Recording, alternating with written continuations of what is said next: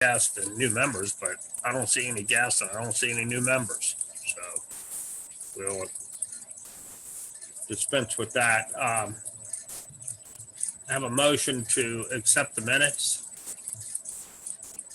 Move. Second. There's no cost to seconding. Second. Good. All in favor, say aye. Aye. All opposed? Accepted. We've got some new business. I signed the lease for next year, and my fingers crossed. And so I signed the lease for the Gwinnett facility. And Bob, I'll send you a list of the dates, right? Unless I already have. Okay, I'll send you a list of the dates. The dates, of course, are still the first Sunday of each even month, except for April. And I chose the 11th because the 4th is Easter. So it'll be the second Sunday for April. We only had to pay $221 because we had an 1,100 plus credit. So we've, Gwinnett was gracious enough to refund each month that we didn't meet, which they didn't have to do because they were open and it was our decision not to meet. So they could have kept all of our rent, but they didn't. So I appreciate that. Let's see. We have, this is an election year. So I need nominations for open offices, president, Mary as vice president. Well, we have vice president position open. Mary has raised her hand, and then we have a directorship open because Mary will be, her term expires at the end of this year as director. So Michael Lentz has agreed to run for director. Do I have any nominations for any of these three offices aside from Mary and Mike? And according to the new bylaws, we voted on those last month, didn't we? Yes. Good. So according to the new bylaws, me for a year. So anyone? Yes, Mary. Question. Yours would be a single year term and the others would be 2-year terms, or are we shifting everything? Well, I think mine and yours are 1-year terms. And then, then you can be president next year or 2022. And, all those people who clapped, and I saw you, well, if you're clapped, you're tapped to help. That's right. You pay dearly. And of course, Bob has graciously volunteered to be secretary for 2 more years, and Charles Carroll has volunteered to be treasurer. So they're running unopposed, unless Gary wants to be treasurer again or something. Boy, you're He's full of it this morning. Yeah, he's sitting on his hands. He doesn't want to raise his hand. Jackie raised her hand. No. No, that was, No. I was just turning from unmute myself. So if Jackie raised her hand, then that means that George would have to make the coffee. So my question is, why is your position, Dan, and Mary's only 1 year? Shouldn't it be 2 years? Oh, no, absolutely not. No, we amended the bylaws due to the COVID, and I think what I like this because what it does is puts us at odd years. The president VP will be 2 years, and then the treasurer and secretary will be remain at 4 years. So you don't have a lapse in leadership between that time. Otherwise, all 4 positions come open at the same time. Do the rest of you feel that way, or am I by myself? I agree with having that overlap for continuity within the board itself. What it does create problems with is next year when Bob Geyer agrees to be president, then we have to find a new secretary. Um, I don't really see much way around it this year because of our, the circumstances of leadership. well, Jackie will be secretary then. Oh, Well, I'm just saying that's the only downside. Say no. Yeah. So, We can't roll a non-president into president. Well, only vice president could do that. I think given the circumstances, this is what What? we're doing. turn it on. Let's see. Yeah. yeah, it's. I think we should make, you want to make sure you could have a recount if necessary. That's right. At all of your expense. The candidate doesn't have to pay for that. So, well, we've, I'd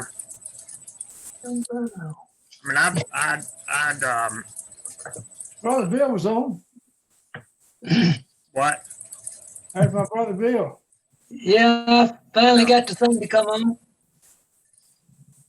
Yeah, now, Dick, now you got to figure out how to get your picture up here.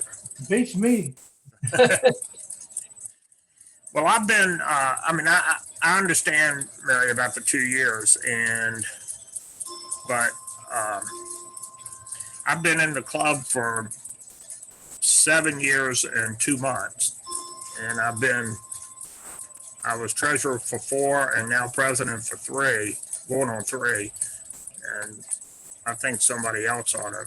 Well, so you know how to do it. You might as well keep on. No.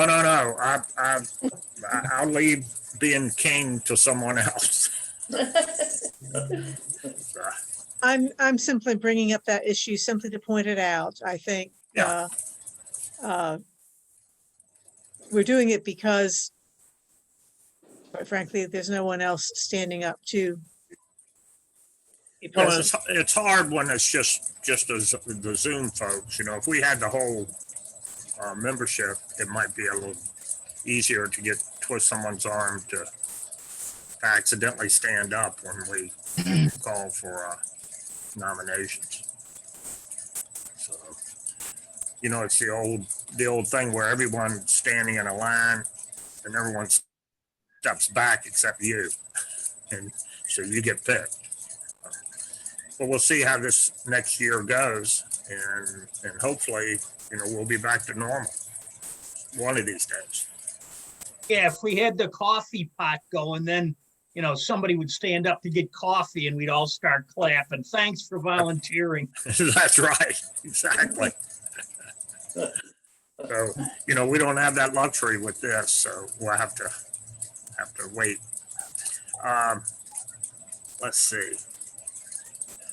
All right, so it's time to call for the vote, I guess. Or if we do this properly, we need a motion to close nominations.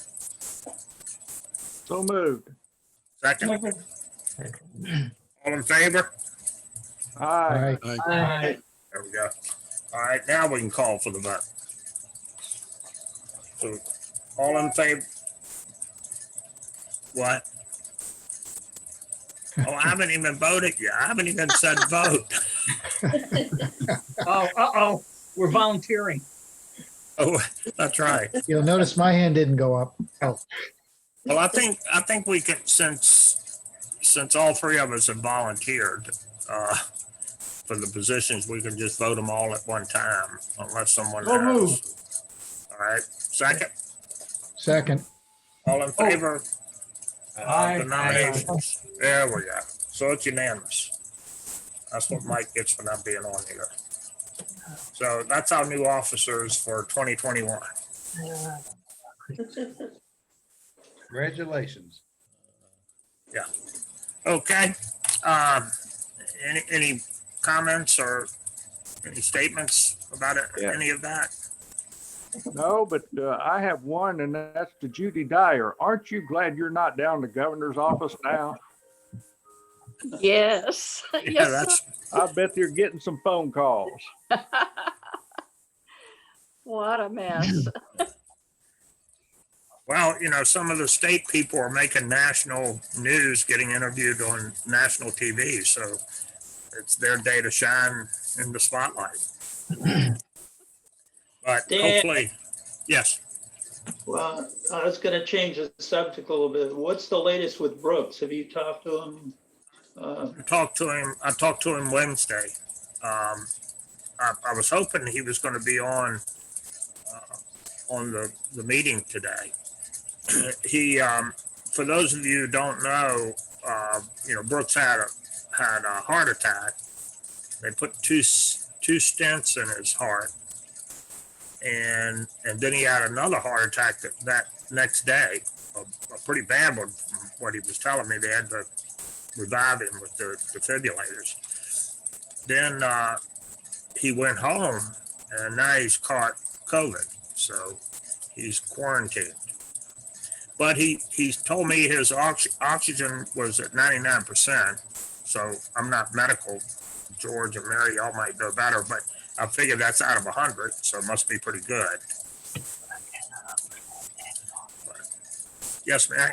I talked to Donna yesterday on an unrelated matter with limited time, but she did real quickly tell me that she had heard from Brooks either that day or the day before, clearly since Wednesday, and that he is getting better, but this is no walk in the park. My interpretation of what she said was that he sort of implied it's like a really bad, what his case of it was a really bad flu with the headaches and body aches and exhaustion. But he has, quote, thinks he's turned the corner. Yeah, I'm hoping it's flu rather than COVID. I understand he tested positive. Yeah, Yeah, he was telling me, he said, if you're one of the people who think that this stuff isn't real, start believing. Then, so it's pretty. He was down quite a bit, but I'm happy to see that he seems to be recovering. Got my fingers crossed. When was he tested? I talked to him on Thursday. Let's see. Well, I talked to him Wednesday, and he said he had it, so it must have been probably Monday or Tuesday. Huh, never mentioned it. I think it might be before that because I oftentimes talk to Donna on the weekend, or maybe it was Monday. I can't recall. I have to look at my phone record here. It was pushing a week ago, if not more than a week ago, because she knew about it when I talked to her at that time. Yeah. Well, it looks like Donna's trying to get on. So I don't know if she's successful yet. Her name is showing up. So Donna, And- do you have any update? And Donna is muted, and there she goes.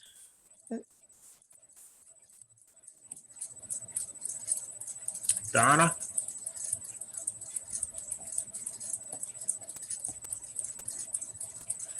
He was here in name only. Yeah. I think Donna's getting instructions from Dick Johnston on how to sign in. So,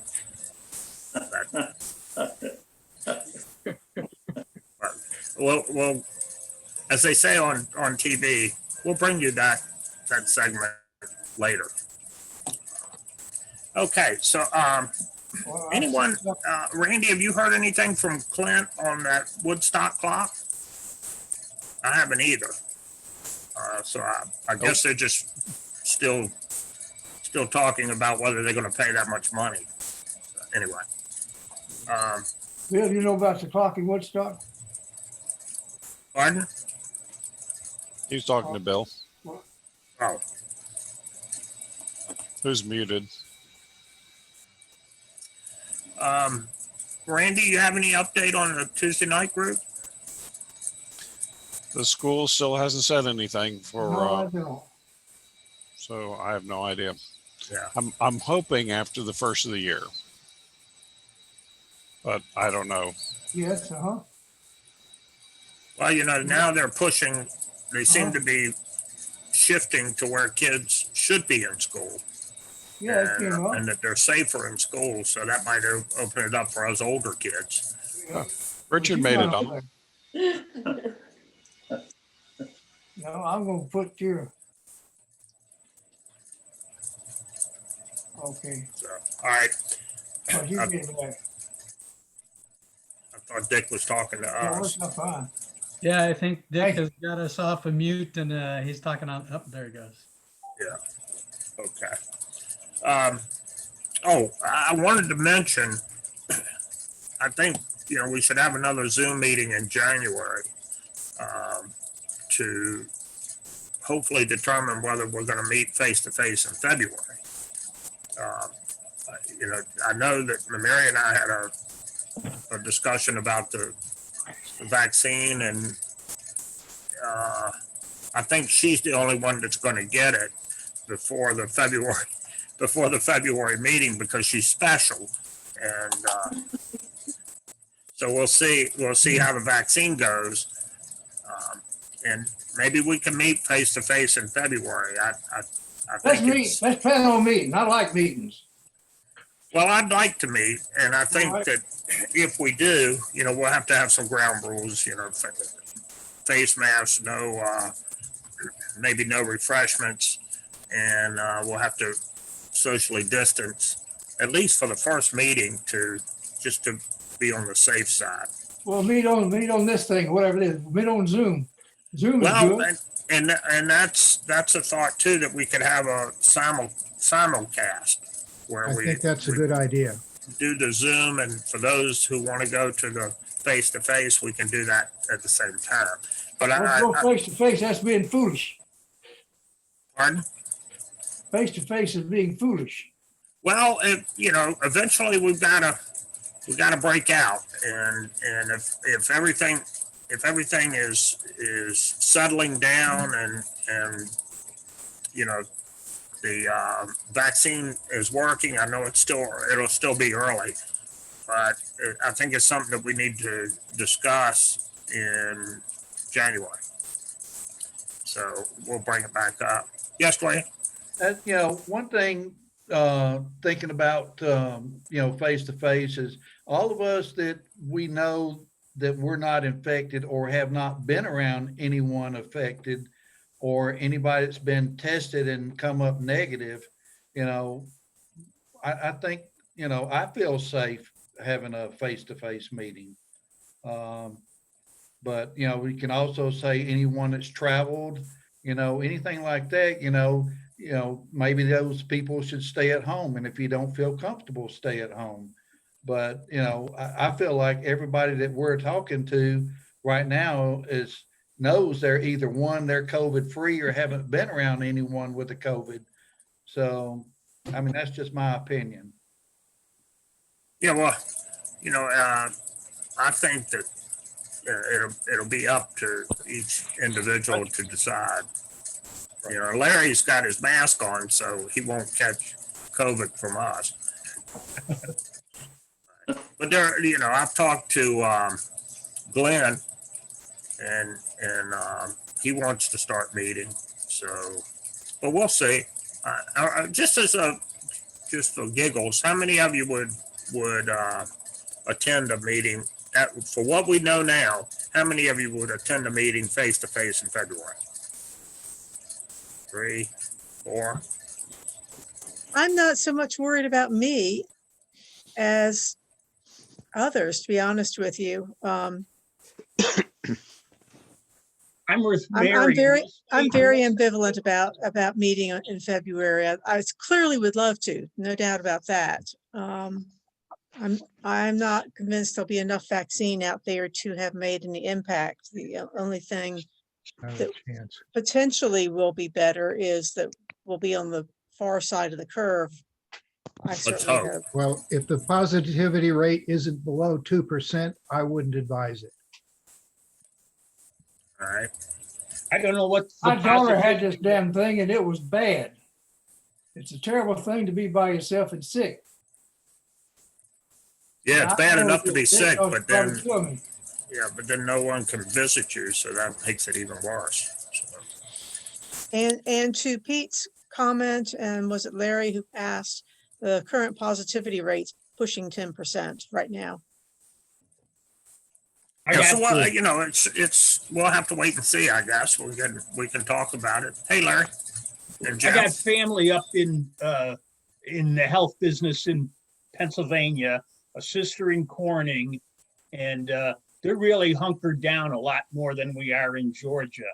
And all I'm thinking is, if we do meet, if we're all people that are more susceptible than Joe Blow, and you know, so everybody's in the category of look out. So yeah, I think unless they, like Mary was saying, unless we're all vaccinated or something like that, we're just gonna have to continue to sit back, I think, for safety, you know. And I don't really, I live by myself. I don't, you know, my life hasn't changed that much, but you guys all look as old as I am, and Yeah, I'm with you. I don't live, you know, my wife is here, but she takes every attempt not to see me, so it's like I live by myself.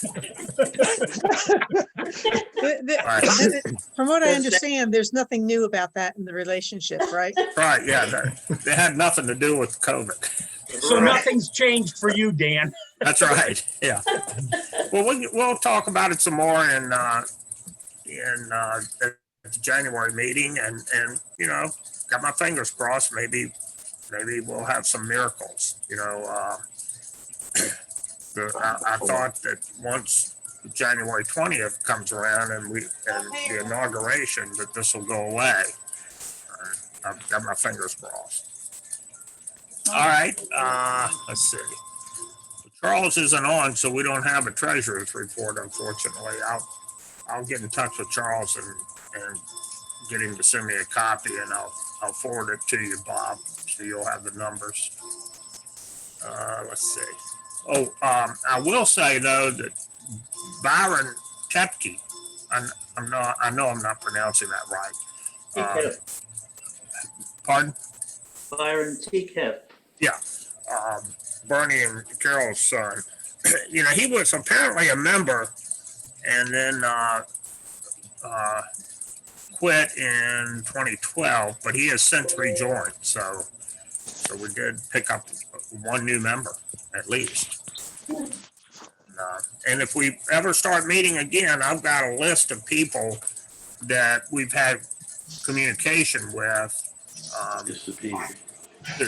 to try and solicit to join the club. One of them is the guy that had those books that George that you picked up. So we've got some folks, and I got an email from National. There's a gentleman, I don't have his name here in front of me, that lives in Lilburn that joined National. So I'm going to get in touch with him and see if we can get him to our meetings too. So, you know, hopefully we can get some more members. I'm afraid that our numbers are beginning to dwindle because we're not meeting in face to face, you know, out of sight. So, let's see. George, you got a groaner for us? Yeah, the only thing better than a groaner is two groaners, right? All right. So, thanks to Gary for sending me one of the groaners that I actually found also, but it was, why was the guy fired from the calendar factory? Didn't hear the end of that. Why was the guy fired from the calendar factory? He was missing dates. No, he took a day off. That is bad. Thank you, Gary. Here's another one if you didn't like that one. After Jimmy swallowed the watch, he had to wait to pass the time. Oh, Ooh, That's almost as bad as the first one. They are groaners, you know. That's true, yeah. Also, I wanted to remind everybody that, in case you forgot, tomorrow is the day that lived in infamy, is Pearl Harbor Day tomorrow, December 7th, 1941. Yeah. Not right now, though. I don't want to do it right now. Before I get to bed. Yeah, you make your. That's a Oh, good place to be. It's pretty. Like, I already slept that day. I know. Hopefully we won't have another day like that or 9/11. how many of us remember that day who were there? Unless you wait a day. I I don't was know. December 7th, that never. Once I eat breakfast, I'll probably be around 1:30. Oh, so were you in Pearl Harbor? No, I was at the picture show. When is she coming on? Well, I don't know.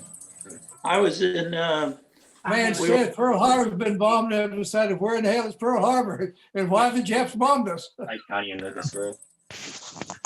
yeah, we were living in Mount Vernon, New York, and I remember it well. Lucas Grove. You can check the schedule. I didn't see a schedule. You have to scroll down.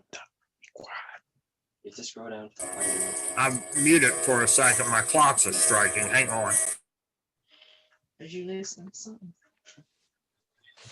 Where's your drink? I have a show and tell, I need something. very Caffeine. special clock. My wife found it in the kitchen closet. If not, I need to make more. All right. I We got got- my show and tell. This is my show and tell. She came. Yeah, she wanted to come get her face on camera. Yep. PLC, 1:30. Well, George has got the program today, so I'm going Ricky, to mute don't be on TV. myself and turn it over to George.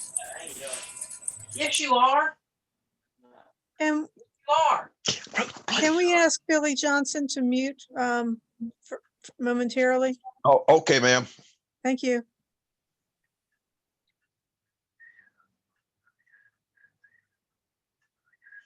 Let's see there. See, you should have muted. Well, hell, damn it. I don't know how that dumb people aggravate me. They're hearing you. Oh, yeah. No, they're not either. I cut them off. So George, you need me to allow you to share screen? Are you going to put something up? Yeah, I'm waiting for you, I think. Sarah, what are you doing? Sarah.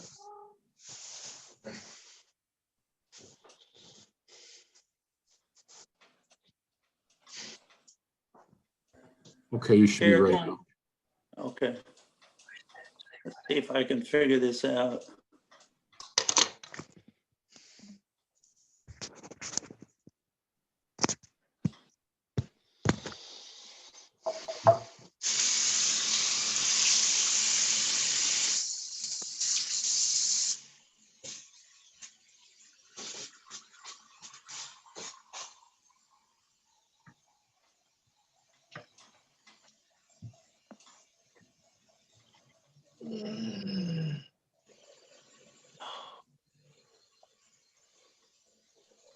What did I do?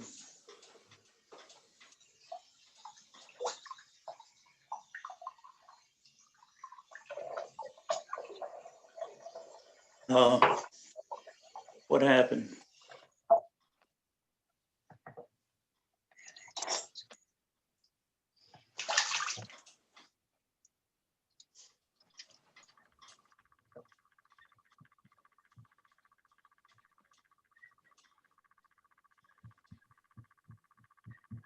Sorry, folks.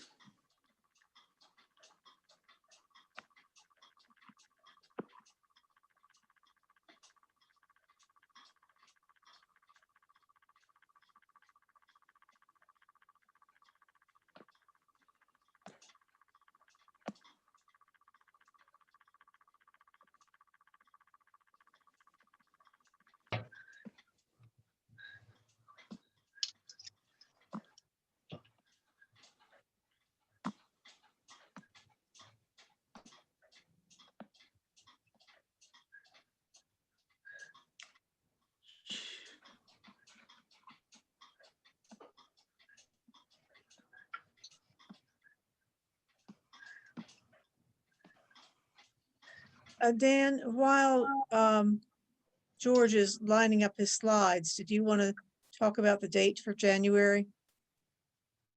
Sure. It's, wait a minute. What did I do with it? Oh, hang on. Your illustriously newly elected vice president has a conflict, so Dan and I've already talked about this. Yeah. And we've partially lost him. Go ahead and mention it. Okay, well, let George go now. Now he's got his Yeah. slides up. Go ahead, Mary. Well, you're sharing your slides, so let's go on with your program. Okay.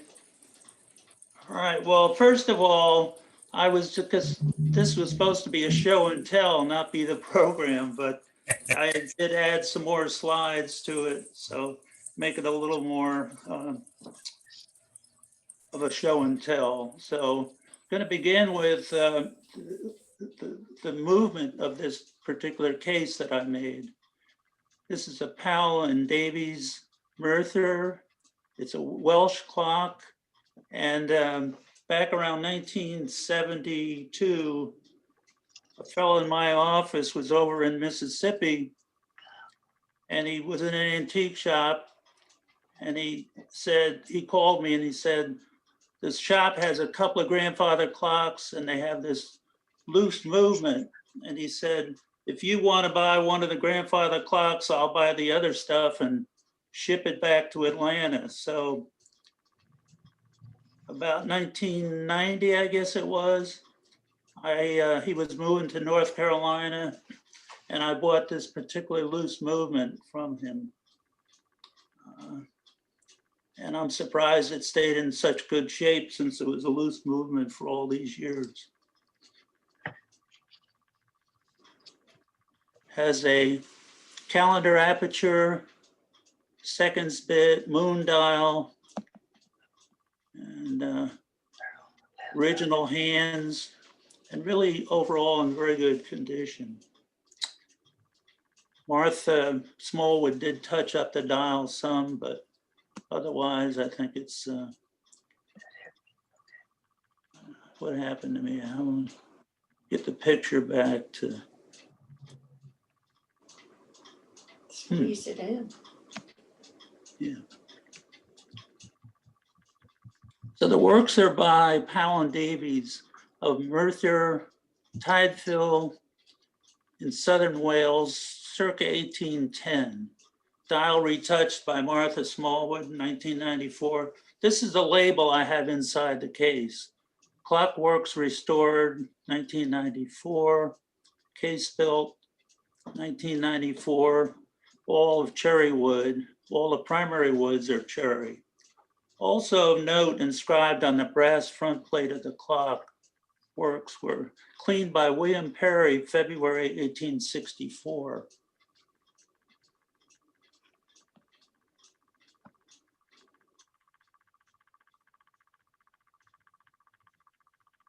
And you can read there, Powell and Davies are listed as long case clockmakers around 1810 and earlier, according to Clocks and Watchmakers in Wales. The same source, page 68, contains 3 listings for William Perry, the guy who apparently cleaned the clock back in 1864. Each of the 3 sources are from the trade directories of the time, and based on the dates provided, they could all be the same clockmaker. The first list, William Perry and Aberdare, 1848. The second is located on St. Asaph Road in Holywell in 1856. The third located in Newport on Respera Street, 1868 to 1881. So on the next slide, I sort of put markers. He's moved again, George. Huh? He's moved again. He did? Yeah. Chester. Well, the first tag I have on here without the numbers is the location where the movement was made. The second one is the location in 1856 at St. Apheth's Road in Hollywell. And Hollywell is a town right near Chester, and I couldn't find that on my map, but I showed a local area where I thought it would be. The third location is the location in Newport. So more than likely the same guy, and it was probably the second location in 1856 when he worked and cleaned the movement. I took some side pictures of the movement. I didn't want to take the dial and everything off. The clock belongs to our oldest daughter now, although we have it right now at our house. But the movement is fairly typical of what you would expect to find on the early English grandfather clock movements, and also found on a lot of early American grandfather clock movements, many of which were imported from Great Britain and put into cases with dials, with American-made cases, but certainly have a lot of similarities and were a lot of more had origins in England. This one is from the time side, and this is from the strike side of the movement. Really, it was really in pretty good shape overall for all the years that it was sitting as a loose movement.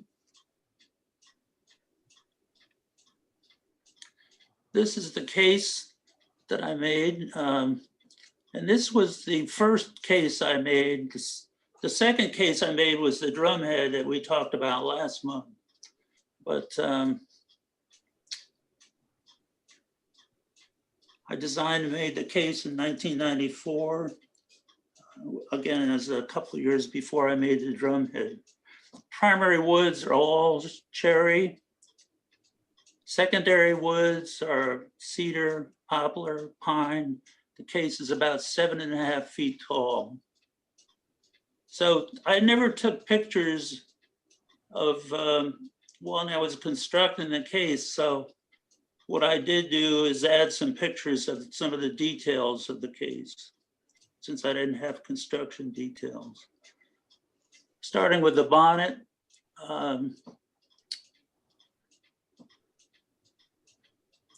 With broken arches or swan's necks, fluting up above,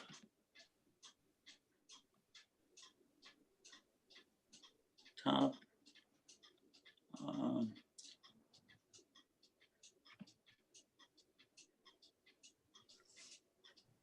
Again, the columns made on my lathe.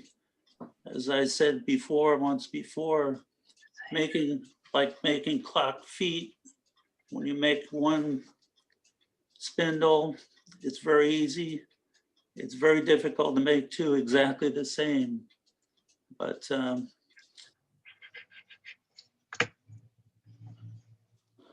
there's another shot of the bonnet. There's a rounded piece all along the top above the door that's had to be bent. The moldings on the broken arches, very difficult to make, especially when you've never made anything like this before. And to fit all the door pieces together and get it to fit properly, a lot of work. And I look back on stuff like that and say, did I ever do that? And how could I ever do it again? It was just, for the first time making a case, it really came out better than I expected. There's another one at the bonnet. This just shows you an idea of the top of the bonnet from the back side. I used 3 layers of made the layers of the molding on my lathe, and made multiple layers. And you can see other construction on the back of the top of the bonnet from the back side. and all the pieces that it takes to fit all together to, didn't have any specific plans, you know. I had a grandfather clock case that I took some measurements from, but I didn't have all the detail for putting this stuff together. But you can see it takes a lot of pieces of wood, and you can see on the molding on the upper right, there's like 3 pieces to form each piece of molding. This is another view of the back of the back of the bonnet with the multiple pieces of wood to get it to work out properly and get all the measurements right.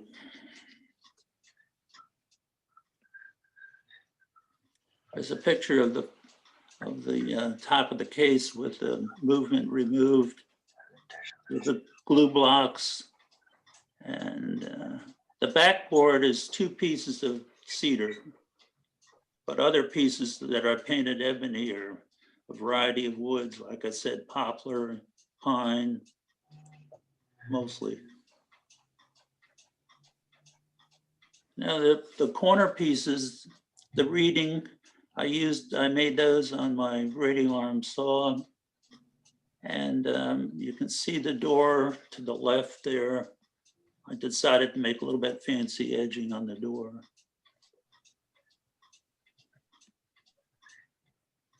There's a better picture of the door. When I made the plans, I decided to give a little fancy work to the, instead of just the straight piece along the top.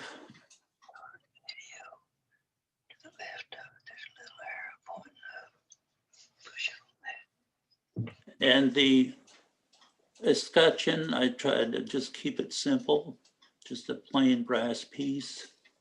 And you can see some of the reeded columns on the sides and the edging on the door.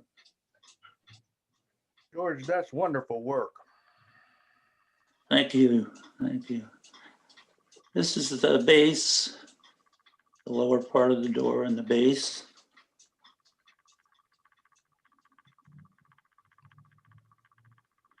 And then the bottom, I made splayed, I always call them French feet, but they're splayed feet, probably splayed French feet. And I added a little bit of fanciness to the bottom of the case instead of just straight across.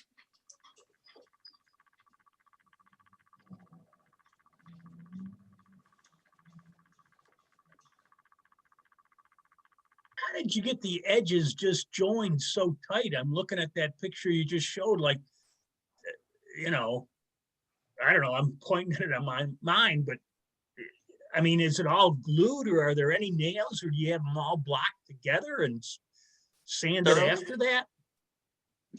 No nails, it's all glued. Everything is glued. I didn't use any nails.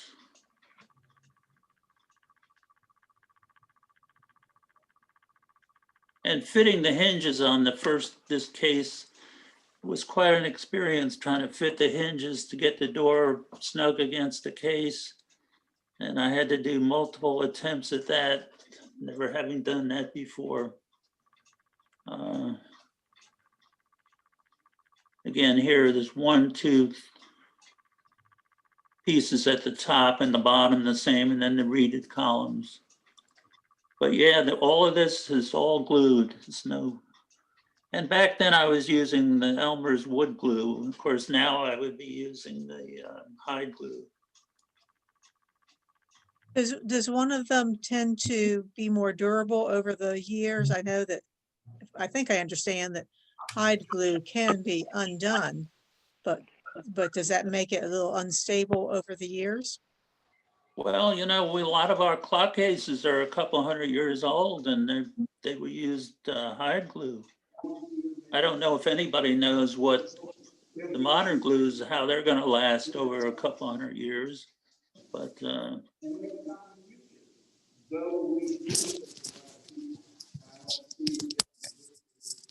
so there's the pendulum bob, which I believe is original to the case, to the movement.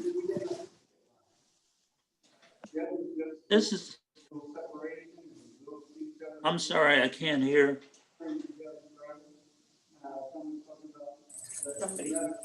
I think somebody's having a conversation other than, Yeah, can you hear me? yeah. Okay, so I didn't save all my patterns, but I found in my shop, I had saved a couple of patterns. One sort of a side view of the pattern that would be the side of the case base. And then there's another pattern that shows the front of the base. And then to the right, there's a pattern that I used for the door. This is the back of the pendulum bob. Certainly an old one, if not the original one. The two weights, the original, hopefully the original key, and the pendulum bob. This is again a picture of the finished case as it looks today. George, were you able to find any kind of pictures of the original, or that the case would have been, the original case it would have came on? Any pictures of old clocks? No. It's hard. I didn't really find any examples of their work, online. In fact, when I've been recently looking online at for Powell and Davies, I couldn't even find some of the information I found 20 years ago or so.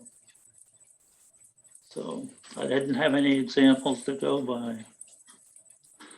I wanted to show you the stain that I used. It's a stain I got from Highland Hardware in Atlanta. I used a rosewood stain on the cherry wood. And this, I don't know if they're still making this stain. It's a water-based stain. And it's called Smooth and Simple. Well, you rub it on and it wasn't exactly simple to put on, because I found out quickly that you had to rub that into the finish, or else you weren't going to get a smooth finish. So, but I was able to get a good smooth finish with it after rubbing and rubbing and rubbing and rubbing. And it is a crystal clear, smooth finish. And it does let the wood grain show through, and does provide a nice finish. Today, I would be using my trademark burnt umber or burnt sienna oil-based artist stains. Why, is that easier to use than this? Well, this worked out fine, but like I say, it was a lot of effort to get it on and to get it smooth. And I don't know. The last few times I've been in Highland Hardware, I haven't seen the stain anymore. So I don't know if they carry it anymore. But it did eventually yield a very nice finish. That's for sure. Was it difficult to use because it was a water-based? Did it raise the grain because it No, was it didn't raise the grain, but I had to keep it just to get a clear finish. It was sort of cloudy when I first put it on, and I had to keep rubbing and rubbing and rubbing to get it to smooth out.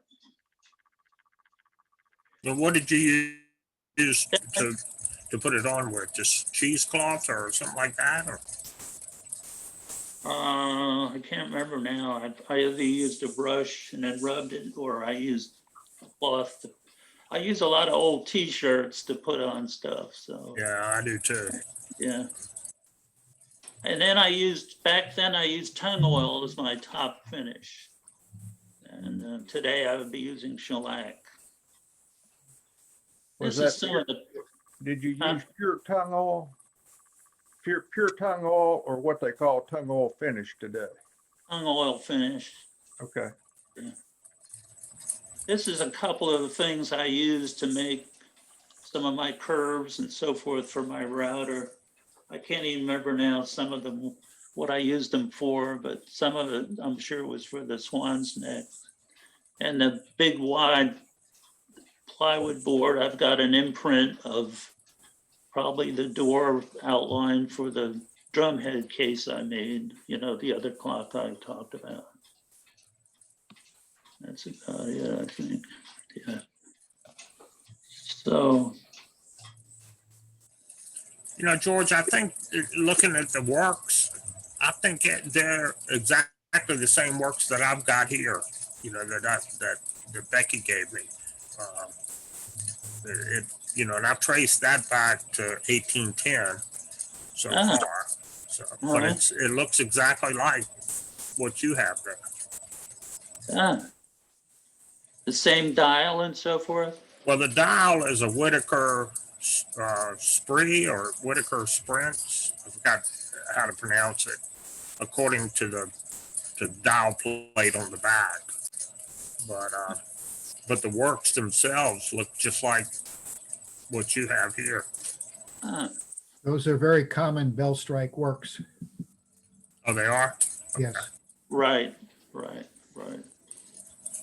Yeah, and a lot of the research into early American grandfather clocks is that a lot of these makers imported English movements. So they put them into an American-made case, and we call them an American clock, but the movements were, a lot of them were made in England, as were the dials and the faults, the dial backplate. Yeah. So you've got more patience than I have. Well, today I look back on stuff like this and I say, was I the one that made it? And, today I don't think I could do it. To make all those measurements come out right, to be able to get the door and everything fitted. The bonnet was particularly the most difficult part to make. To have everything work out measurement wise and can't believe I did. George, Yes. that's a very common feeling. That's a very common, because I've had that same thing of things that I have done, whether it's may not be woodworking, but it may be something else, as you say, I couldn't do that today. Yeah. I mean, George, It's certainly beautiful. it is a beautiful clock case you made, George. Thank you very much. Thank you very much. So, George? Yeah, Mary. What I, for lack of knowledge, will call the brass works, the finial and the other accent pieces, are they contemporary to 1990s, or were they from some old clock? No, the only thing that's original, I mean, an old piece, is the finial, the eagle finial on the top. The other pieces for the columns, the top capitals and the bases on the pillars are contemporary, as are the covers over the top of the swan's necks. The only antique thing was the eagle's finial on the top. So that's about it for me. Great. That's a good job, George. Does Jackie want to tell us how long it took him out in the wood shop to do this? Well, it's like with Dan, I think some cases the wives are happy to see us out in the shop or in the basement. You're right. And was this pre or post retirement? This was post-retirement. Yeah, both of these cases that I made, I had them on, I brought them to, with my son's help, Michael, when we were meeting at Fort McPherson. I brought both of those cases to Fort McPherson, and we had a show and tell on both of those cases at a meeting. That's been quite a while ago, I would say 1998 maybe, or even, well, maybe earlier than that, I guess. Mid-90s maybe. Hate to ask a bad question, but does it keep time? Oh, yeah, yeah, yeah. It's, like I say, the movement was never abused. I mean, it was relatively good shape, and my coworker that I bought it from him around 1990, something like that. And So if we have the days on the top and then the seconds, what's going around where you see 3, 6, 9, 12? It doesn't look like it's, if those are months. That's a date aperture. So you have a calendar, then you have a seconds bit, and then you have the moon dial. So it's got a lot of little features. Well, the works that I have been, I mean, they've just been beat to death. They're soldered. A lot of stuff is soldered on it. I had to send one of the cannon pinions to Jim Christian in Orville, and he had to cut a new pinion gear for it. So mine is really beat to pieces, but it looks just like the one you've got. And if I took all the solder off, it would probably look a lot more like it. But it's somebody just beat it to pieces. So yeah. But yeah, it looks exactly like that. So. Well, this gives you a good idea of when you have a clock with a calendar aperture and you have a seconds bit and you have a moon dial. If you see all the works there between the front plate and the I guess we call that a false back plate. You can see there's a lot of stuff in between there. So the movement itself is relatively simple. Yeah, it's unfortunately for me, it's a good thing it's simple. So, I've had to take it apart a number of times just to get it, fixed so that it runs. It's sitting back here on the test stand running now. So I've got to put it in the case, but it doesn't. It looks similar. The case looks similar to what you built, but not as nice as what you built. So if you decide you want to build a new one, a new case, yeah, right. We'll all place orders with you. You can do multiples. Yeah. Right. I'll tell you any more with this. What do you call it? Handshaking, essential tremors. It's hard to work on a movement anymore because you can't control your hands that much anymore. So. Well, at least you can point out to us, though, what to do. Yeah. George, when you were finishing the case, staining it and then putting a top coat on it, did you assemble the case prior to that staining and top coating? Yes, I did the whole case first and then put it together and then did the staining and finishing. Well, it's a nice looking clock. Good work. Thank you very much, guys. Appreciate it. I gave you $50 for it. Dick said he'd give you $10 for it. I'll give you 20. I said $50 now. Typical chapter price, right? That's right. Okay. We really need Brooks right now. Yeah, get Brooks auctioning this thing. Yeah. Got to get his daughter to agree to get rid of it, right? Yeah. Okay, Dick, did you say you had a show and tell? Well, yes, it's somewhat different. My wife found this in the kitchen cabinet. Ain't it a beauty? I don't see anything. Too bad. Just as well. Dick, you need to hold it up above your head for us to see it. Can you do that? Sure.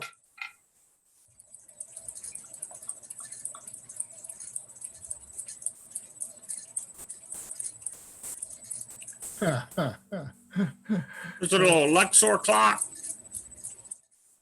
That's a wind-up clock. Yeah, but is it a, I think it's a German clock. Yeah. Or Swiss tourist clock, something like that. It's been in the back of the kitchen for at least 20 years, so. it's time to bring it out and let it see the sunshine. Right. All right. Well, oh, Mary, you wanted the dates? Yeah, we talked about changing the January schedule. Oh, that for the Zoom meeting. Yeah, you're going to be in Alaska. So when you get back, I think that I don't have my. Let me get my calendar here. So if we were to meet on the first Sunday, as we have been and as we are today, that would be Sunday, January 3rd. Right. And we're already talking. You'll still be in Alaska then, right? Right, So, which you can meet without me, but since the plan is to show a couple of the videos of the clocks from the mansion, either I would have to get those to somebody, or what Dan and I talked about was just shifting our January Zoom down to the 10th. yeah. Anyone have? Yes, Larry. Of course, I'm talking to the clock club up to all my friends. So he thinks we're miracle workers. So his wife picked up this. It's a wind up clock, kind of heavy brass. It had a beveled crystal on there, which I've got the pieces of. And he says, well, it's running slow. And there's a dial on the back to bring it to fast. So if anybody could help me out with it, I'd appreciate it. I don't see any marking on it except the 203, but no brand name. Oh, wait, I take that back. Oh, patent applied for. That's all I know about it. Probably needs cleaning too, doesn't it? I'm sure it needs, yeah. I mean, but I keep telling them, oh, the clock club can do anything. And so he brings me this. Yeah, we can do anything but meat. So it'll have to wait. Well, I'll tell him he can wait, but yeah, it's kind of interesting. It's really heavy. I haven't seen anything like it before. Oh, wait. Right. There is a name on it, but it's from Waterbury, Connecticut. Lux, Lux, I guess. Waterbury, yeah, Lux clock. I got a few of those. Well, Mary, so we want to move the January Zoom meeting to the 10th? Obviously, my participation, other than from a programming perspective, is. Well, we need you for the program. Well, that's why I'm saying it the way I am. It's not simply because wouldn't participate, but since I'm taking over programming, that's the reason. So I'm scheduled back on Wednesday, January 6th, and even with potential travel delays related to weather, I should be back by the 10th for sure. And I will talk with George. I'll give you a ring. I know we've shown some of the videos. I just need to confirm which ones we've shown to the group so we don't repeat those particular programs. Yeah. Well, okay. So, Bob, does the 10th work for you to get the email out now? Okay. All right, well, then we'll meet on the 10th. And Bob, I'll send you the actual dates for our face-to-face meetings. I still got my fingers crossed. That we'll have next year. Okay. Anyone have anything else they'd like to bring before this Well, I'm auspicious proud of having group? so many people on this Zoom meeting. This is a great way to do it. And I Yeah, like I like it too. I wish we could get more on here, but we'll take what we can get. Can y'all hear me this time? Yes. Yes. Okay, I finally got it I don't know, I didn't figure out what was happening. Somehow Zoom was locked into the chapter 16 meeting yesterday, or the 61 meeting. Anyway, Nashville had a meeting yesterday and my Zoom thing wouldn't open up this meeting. It wanted to open up that one and it was ended. Anyway, I got it figured out to talk to y'all. I know that when I was trying to log in, you all were talking about Brooks. He says his whole family was tested. He has it. Mary Claire has it. Amy, his daughter, and the grandson. And they were all tested positive.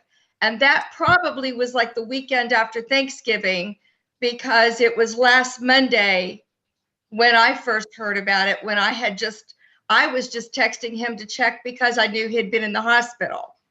So that's how I found out about it. Anyway, that's all I wanted to say. And yesterday, Nashville chapter had a meeting and invited all the chapters in. I don't know if y'all got it, but a couple people from Birmingham were on it, and Walt from Huntsville was on it. And like our meetings here, it was fun. It's great to see everybody. Unfortunately, we can't give hugs yet. I didn't get any notice of a meeting. No. Okay, well, maybe they were just pulling in, to see if we would be willing to come on. But we had a couple, me and Dennis Devane from here and Walt Wilson were on it. So, but it was just like our meetings, just chatting and kind of keeping in touch with each other. Do you know anything about the Mid-South regional for next year? Who is the sponsor? Pardon? What club is sponsoring it? 54 still, Birmingham. Oh, okay. Because we didn't do it in 2020. So right now, we're kind of going to wait and keep some feelers out for what's going to happen in the next few months, because a couple of the regionals are scheduled and haven't canceled yet. So we want to kind of see how they're doing. What our biggest concern is that even in months from now, people are still going to be scared to show up. And we really kind of can't afford to lose money on this. We also need to wait and see. We're probably going to wait till after the first of the year, but touch base with the convention center and the hotel, because anybody who's done those contracts already knows that there's like hefty major loss if you have to renege. The only thing that saved us this year in 2020 was the fact that the whole world was shut down. And so they couldn't hold us to the contract.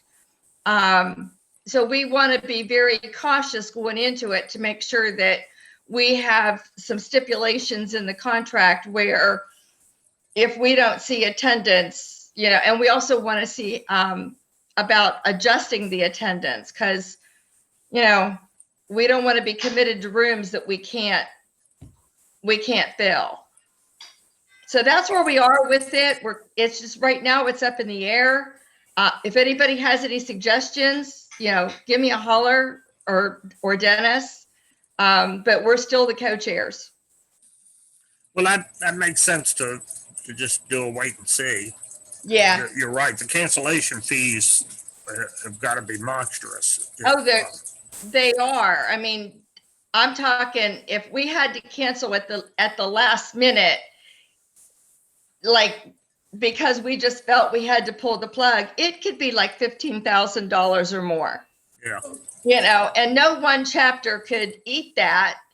And, you know, we've just got to make sure that we feel comfortable enough. So we're just holding off pulling the plug and or, you know, moving forward yet. We figured we've got enough time. We all know what we need to do once it gets moving. So, you know, we just wait a little bit longer and see. Yeah. Well, let's keep our fingers crossed. See, I'm keeping an eye on Mary since she's getting the vaccine first. We'll see. There we go. If she grows another head, then I'll know not to get in that line. Right. The question is, will the horns start showing through? That's right. Yeah. If Yeah, the the horns are operatives showing some of you start, guys faster than they'll show on me. yeah, start showing because they're already there. They're just not showing through your hair yet. Yeah. Well, if there's no other business, I want to wish all of you a Merry Christmas, a Happy New Year, great Kwanzaa, whatever other holidays are out there. And And hopefully, wear your mask when you leave home. that's right, wear your mask and stay away from me. Right. It's like my daughter told me, she said, you know, I'm kind of all into this social distancing. She said, I never wanted anybody close to me anyway. I'm fine with that with strangers. Yeah. Dan, I'll insert one more thought in our process since it's holidays and a surge to boot. If anyone has access to a KN95 mask, which can be found online and can be purchased locally at literally the Great Wall Super Center up in Duluth. It's a KN95. Yes, it is from China. Do not get the ones that say FDA approved because those actually are the fakes. But if you get the KN95 actually from China, they are better than anything other than the N95s that you hear about. And they're comfortable to wear. Where do you They get really them? Where? Does it go? There's a place called the Great Wall Super Center or Supermarket. It's right down the road from the Gwinnett Place. Just Google Great Wall Super something. It is kind of the Walmart for the Chinese population. And it is crowded, so you clearly have to wear a mask to go in there. But you can get KN95 masks online. And like I Would you said, say they were $10 for 4 or 4 for $10? at the Super Center, they were $4 for a package of 10. Oh, okay. That's not My bad. wife makes these masks and she doesn't charge anything for them, so. Yeah. From an efficacy standpoint, the KN95s are next to the top. And trust me, you do not want to wear an N95 for any longer than you have to. They're just pure misery. Do these also have an exit port like the N95s? No, N95s do not traditionally have an exit port. The medical grade do not have exit ports. Okay. And these do not. So I've never worn one that does have a port. Larry, I think you had your hand up first. Yeah, just when I went to visit my sister this summer, she's starting to wash the dishes. I'm on the other side of the kitchen and I get up to help her dry. And she says, "Whoa, get away from me. Move back, move back." So you can see how sensitive she was. During this meeting, she texted me, she's tested positive for COVID. And I know that she has really stayed away from just about everybody she could.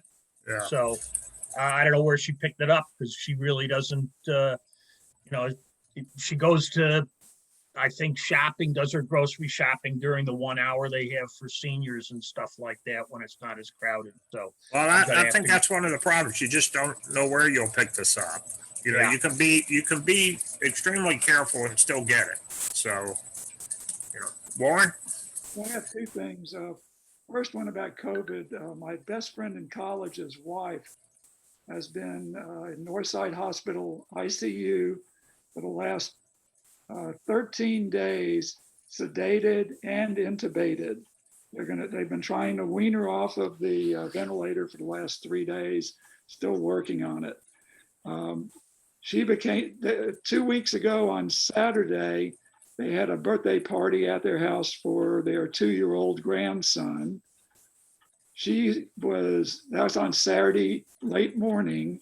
She was taken to the emergency room the next evening, Sunday evening. She was intubated Monday evening. That's how fast it can be. Her husband tested positive, minor symptoms. One of her daughters tested positive, minor symptoms.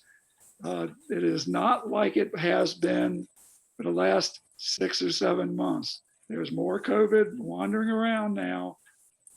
If you've made it this far because you've been trying to stay safe, the strong recommendation from Emory University Healthcare is to continue doing what you are doing. Do not get fatigued and think it can't happen to you, because it can. Yeah. And now is not the time to let your guard down. not at all. That's the first thing. Second thing, Donna, has there been any discussion on a national level of circulating the virtual meeting, Zoom, the virtual local meetings out to a wider audience so that we could go attend meetings on the West Coast or East Coast or anywhere? As far as on the national level, no. That would be, chapter to chapter presidents maybe reaching out. I do know yesterday at the national meeting, Tim Moore was talking about they're putting together a list of people who will do presentations for a Zoom meeting, because they can do that from anywhere. But they're compiling a list of people who can and are ready to do this. The only thing is, it's going to be the directions are going to be you, the chapter, will contact the person directly. National is not going to be the middleman. All they're doing is compiling the list, and they'll be putting it out to the chapters. But that's going to be for programs. Other than that, excuse me, I have a cat. Other than that, if you want to reach out to some of the other chapters nationwide and join their Zoom meetings, any individual is welcome to do so. Well, I think it'd be an interesting and unique opportunity in the bulletin, where we're already we're already giving information about upcoming meetings of all the local chapters, that make it voluntary. If a local chapter wanted to open their meeting up to other members, you would increase the attendance, you would increase the information flow, and you get to see something totally different. And you could do it every weekend. Well, that's true. You do realize I'm not a director. I do not realize that. Yes. So, you're asking me questions that you might be thinking I have some influence on, and I don't. Oh. Yeah, I thought you were a director. Never mind. Well, As Rosanna Dana would say, never mind. Yeah, really. I realized that I was not going to be able to fulfill what that requirement needed. And so I resigned so that they could get somebody who could. Okay, no, I missed that memo. Sorry. That's okay. But no, you're good on that. But I think National is trying to let individual chapters do so that they're not trying to orchestrate it, because they don't have the manpower to do so. Okay. One of the things I could do is I could send our meeting invitation notices to the secretaries for the other Mid-South chapters. Yes. Yeah, that would be good. And, perhaps they'll reciprocate if they're having one. everyone, I've got to jump off the meeting. I got to check out of this hotel and finish my travel to my job. But I want to tell everybody, God bless y'all. Hope everyone stays virus free. Have a great Christmas. And I love the enthusiasm and I love the commitment everyone has given to this chapter and to NAWCC. So hope to see y'all soon. Merry Thanks. Christmas. Amen. Christmas, David. Bye. Peace, love it. Okay, Bill, anything honey, else? Goodbye. Anything else? Nope. There he is. Well, I appreciate the commitment also and the enthusiasm. And let's keep our fingers crossed that 2021 will be better than 2020. So with that, happy holidays. Stay in touch. Bye. All right. Merry Christmas. Merry Christmas, everyone. Thank you.